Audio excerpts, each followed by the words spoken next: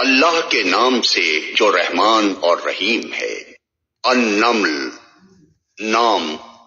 دوسرے رکوع کی چوتھی آیت میں واد النمل کا ذکر آیا ہے۔ سورہ کا نام اسی سے ماخوذ ہے، یعنی وہ سورت جس میں النمل کا قصہ مذکور ہے یا جس میں النمل کا لفظ وارد ہوا ہے۔ زمانہ نزول، مضمون اور انداز بیان مکہ کے دور متوسط کی صورتوں سے پوری مشابہت رکھتا ہے، اور اس کی تائید روایات سے بھی ہوتی ہے۔ ابن عباس اور جابر بن زید کا بیان ہے کہ پہلے سورہ شعراء نازل ہوئی، پھر النمل اور پھر القصص۔ موضوع اور مباحث،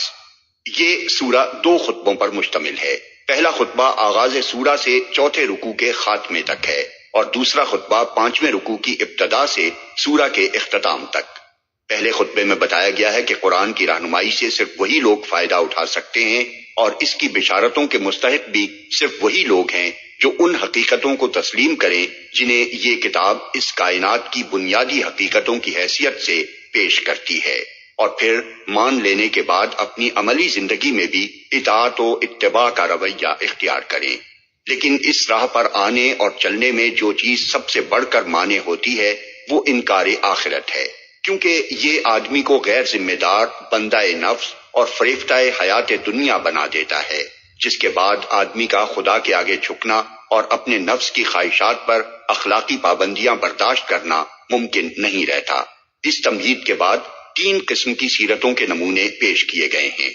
ایک نمونہ فرعون اور سرداران قوم سمود اور سرکشان قوم لوط کا ہے، جن کی سیرت فکر آخرت سے بے نیازی اور نتیجتاً نفس کی بندگی سے تعمیر ہوئی تھی۔ یہ لوگ کسی نشانی کو دیکھ کر بھی ایمان لانے کے لیے تیار نہ ہوئے، یہ الٹے ان لوگوں کے دشمن ہو گئے جنہوں نے ان کو خیر و صلاح کی طرف بلایا۔ انہوں نے اپنی ان بدکاریوں پر بھی پورا اصرار کیا جن کا گھناؤنا پن کسی صاحب عقل انسان سے پوشیدہ نہیں ہے۔ انہیں عذاب الہی میں گرفتار ہونے سے ایک لمحہ پہلے تک بھی ہوش نہ آیا۔ دوسرا نمونہ حضرت سلیمان علیہ السلام کا ہے، جن کو خدا نے دولت، حکومت اور شوکت و حشمت سے اس پیمانے پر نوازا تھا کہ کفار مکہ کے سردار اس کا خواب بھی نہ دیکھ سکتے تھے، لیکن اس سب کے باوجود چونکہ وہ اپنے آپ کو خدا کے حضور جواب دہ سمجھتے تھے اور انہیں احساس تھا کہ انہیں جو کچھ بھی حاصل ہے خدا کی عطا سے حاصل ہے، اس لیے ان کا سر ہر وقت منع حقیقی کے آگے جھکا رہتا تھا، اور کبر نفس کا کوئی ادنا شائبہ تک ان کی سیرت و کردار میں نہ پایا جاتا تھا۔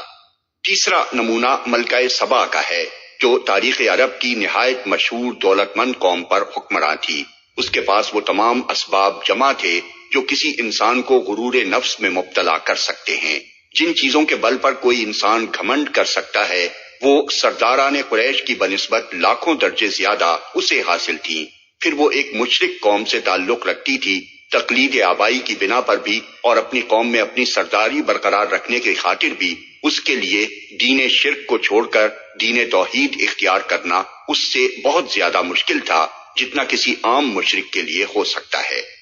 لیکن جب اس پر حق واضح ہو گیا تو کوئی چیز اسے قبول حق سے نہ روک سکی، کیونکہ اس کی گمراہی محض ایک مشرک ماحول میں آنکھیں کھولنے کی وجہ سے تھی۔ نفس کی بندگی اور خواہشات کی غلامی کا مرض اس پر مسلط نہ تھا، خدا کے حضور جواب دہی کے احساس سے اس کا ضمیر فارغ نہ تھا۔ دوسرے خطبے میں سب سے پہلے کائنات کے چند نمایاں ترین مشہور حقائق کی طرف اشارے کر کے کفار مکہ سے پے در پے سوال کیا گیا ہے کہ بتاؤ یہ حقائق اس شرک کی شہادت دے رہے ہیں جس میں تم مبتلا ہو، یا اس توحید پر گواہ ہیں جس کی دعوت اس قرآن میں تمہیں دی جا رہی ہے۔ اس کے بعد کفار کے اصل مرض پر انگلی رکھ دی گئی ہے کہ جس چیز نے ان کو اندھا بنا رکھا ہے، جس کی وجہ سے وہ سب کچھ دیکھ کر بھی کچھ نہیں دیکھتے اور سب کچھ سن کر بھی کچھ نہیں سنتے، وہ دراصل آخرت کا انکار ہے۔ اسی چیز نے ان کے لیے زندگی کے کسی مسئلے میں بھی کوئی سنجیدگی باقی نہیں چھوڑی ہے، کیونکہ جب ان کے نزدیک آخر کار سب کچھ مٹی ہو جانا ہے اور حیات دنیا کی اس ساری تگ و دو کا حاصل کچھ بھی نہیں ہے، تو آدمی کے لیے پھر حق اور باطل سب یکساں ہیں۔ اس کے لیے اس سوال میں سرے سے کوئی اہمیت ہی نہیں رہتی کہ اس کا نظام حیات راستی پر قائم ہے یا ناراستی پر۔ لیکن اس بحث سے مقصود یاس نہیں ہے کہ جب یہ لوگ غفلت میں مگن ہیں تو انہیں دعوت دینا بیکار ہے، بلکہ دراصل اس سے مقصود سونے والوں کو جھنجھوڑ کر جگانا ہے۔ اس لیے چھٹے اور ساتویں رکوع میں پے در پے وہ باتیں ارشاد فرمائی گئی ہیں جو لوگوں میں آخرت کا احساس بیدار کریں، اس سے غفلت برتنے کے نتائج پر متنبہ کریں اور انہیں اس کی آمد کا اس طرح یقین دلائیں کہ جس طرح ایک آدمی اپنی آنکھوں دیکھی بات کا اس شخص کو یقین دلاتا ہے جس نے اسے نہیں دیکھا ہے۔